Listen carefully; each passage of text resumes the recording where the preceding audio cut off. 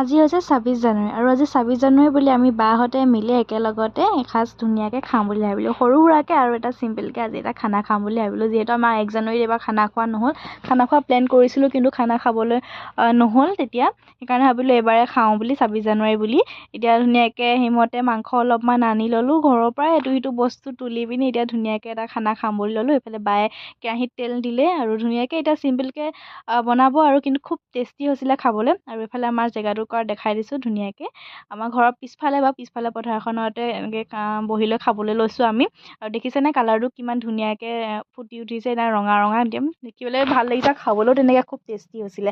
আৰু আজি আপোনালোকে কোনে কোনে ক'ত কেনেকৈ পিকনিক কৰিছে মানে খানা খাইছে কমেণ্ট কৰি জনাব। আৰু ভাতৰ লগত চালাড অকণ নহ'লে যিহেতু খাই ভাল নালাগে, সেইকাৰণে চালাড অকণমানো বনাই ল'লোঁ।